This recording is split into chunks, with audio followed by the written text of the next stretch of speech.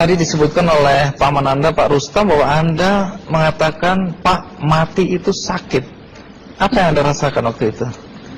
Rasa dada sesak, terus sakitnya tuh seperti ditusuk pedang, terus seperti kulit binatang Dikuliti gitu? dikuliti hidup-hidup.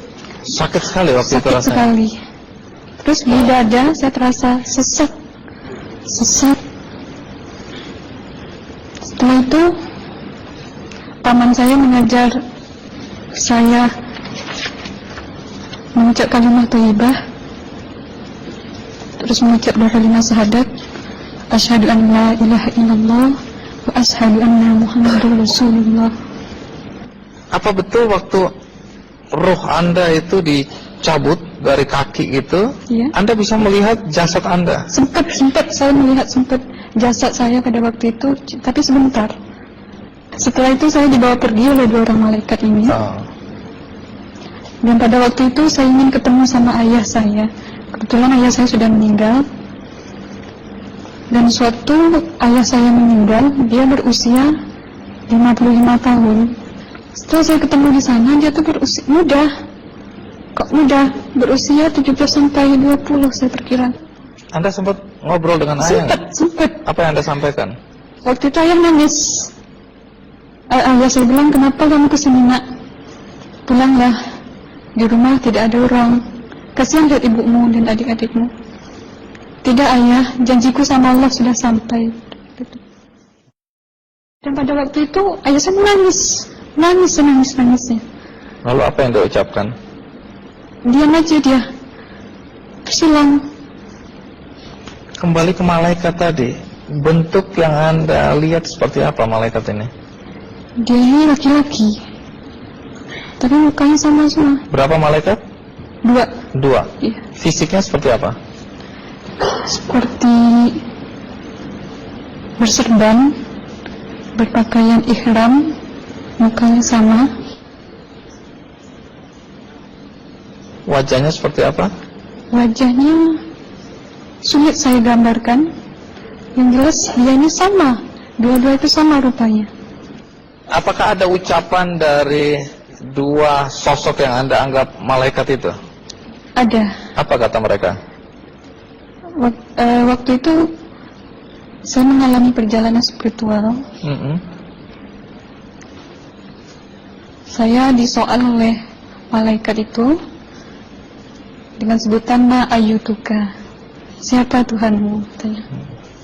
Waktu itu ruh saya menjawab, Tuhanku adalah Allah. Siapa pemimpinmu? Pemimpinku adalah Nabi Muhammad Sallallahu Alaihi Wasallam. Mana kiblatmu? Kiblatku adalah Ka'bah. Siapa kedua orang tuamu? Siapa saudara maramu? Terus saya diperjalankan. Setelah itu kedua orang malaikat ini memimpin tangan saya, tangan kiri saya, membawa saya ke satu tempat, menduduki saya di sebuah kursi. Pada waktu itu kursinya tuh empuk, mungkin 8 busanya ya, cantik. Terus di sana saya duduk.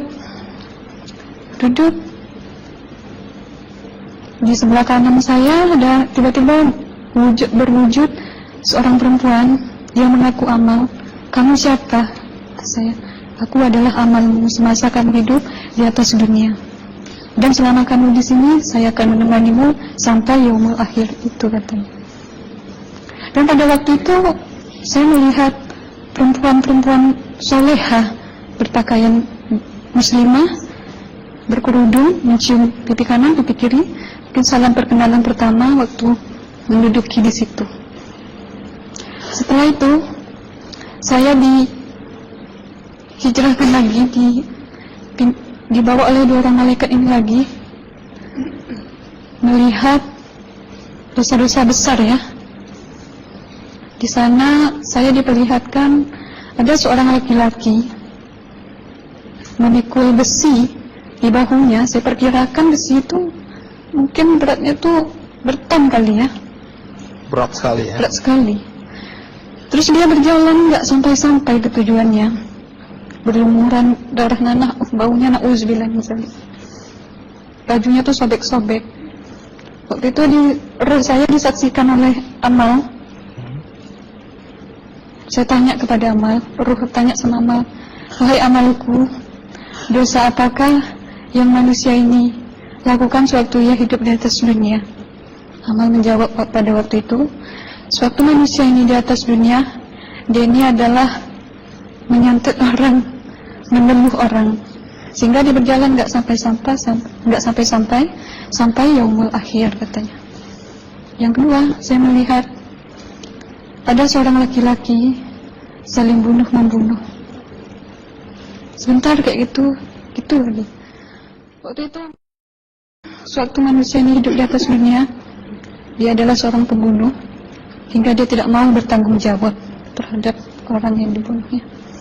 Terus yang ketiga, saya melihat ada seorang laki-laki dihujam kemaluannya pakai besi panas, timah panas itu ya, hingga menembus.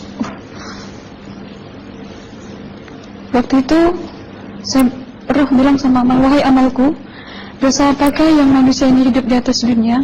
Amal waktu itu menjawab, suatu manusia ini hidup di atas dunia, manusia ini adalah seorang perzina.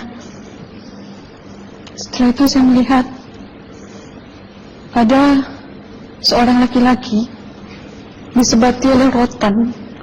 Rotannya itu menyebati kulitnya tuh hingga lepas daging sama kulitnya. Itu Amal menjawab, suatu manusia ini hidup di atas dunia, dia ini tidak pernah sholat Islam, hingga waktu matinya pun dia tidak mengucap 2 kalimat syahadat. Dan pada waktu itu roh sama Amal sempat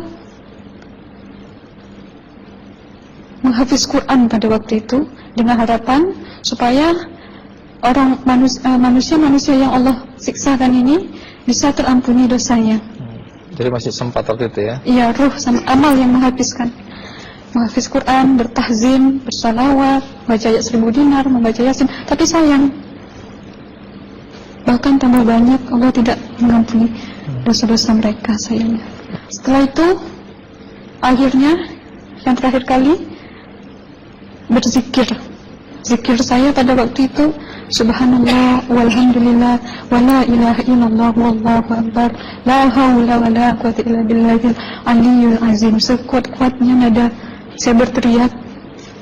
Tiba-tiba saya merasakan detik jantung ya. Waktu itu mungkin paman saya yang menyaksikan. Itu saya koma. Disitulah sebenarnya Anda kembali ke jasad ya? Iya, benar. Jadi banyak sekali Anda menyaksikan kejadian-kejadian di alam sana ya.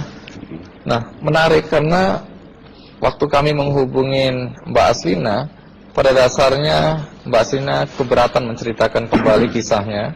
Tapi kalau toh akhirnya Anda mau sampai di sini dan Anda sudah bercerita, apa harapan Anda pada orang-orang yang mendengarkan kisah ini? Ya, harapan saya pertama, ya lebih banyak menyambut puasa ya, lebih banyak mendekat diri aja sama Allah, perbanyakkan amalan soleh, perbanyakkan zikir, perbanyakkan sholawat, baca Quran, dan sebagainya. Itu harapan Anda ya? Iya. Baik, terima kasih Mbak Aslina ya, sudah datang dari Bengkalis untuk menceritakan kisah ini.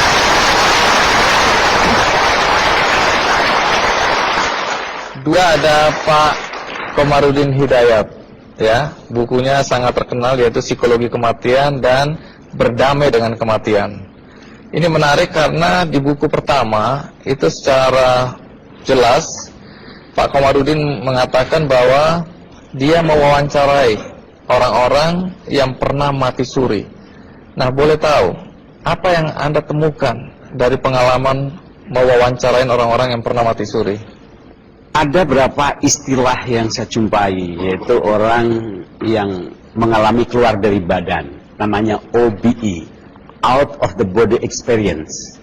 Ini bukan mati suri, tapi orang ya sehat, dia ketika tidur itu bisa keluar dari badannya.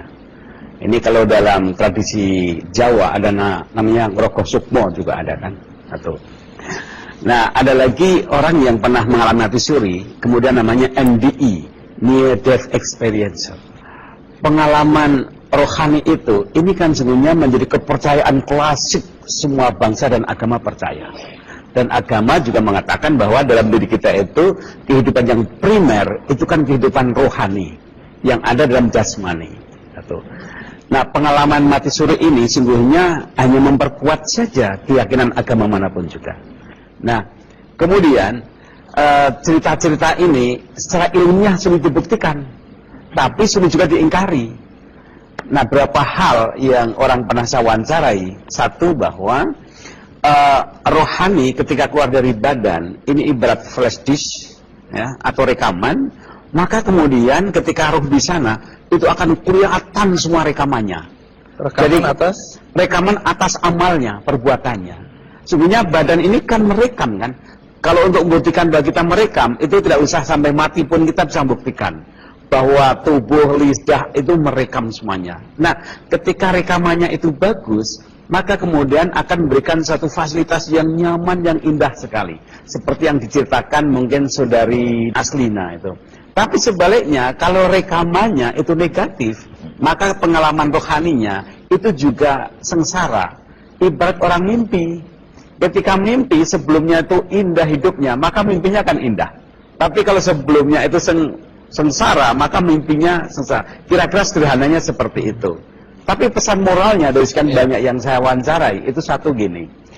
Bahwa orang umumnya itu berubah total karena dia yakin bahwa hidup ini ternyata tidak selesai dan kematian, bahwa nanti ada kelanjutannya.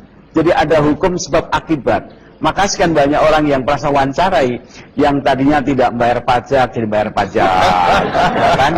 Dan orang-orang yang merasa menang perkara karena nipu orang, dia kemudian dia malu, dia bertobat, sehingga berusaha dia untuk selalu membuat rekaman kebaikan untuk hidupnya. Nah, ini bagi saya itu believe it or not, tapi ternyata sekian banyak orang yang saya wawancarai itu betul-betul berubah hidupnya.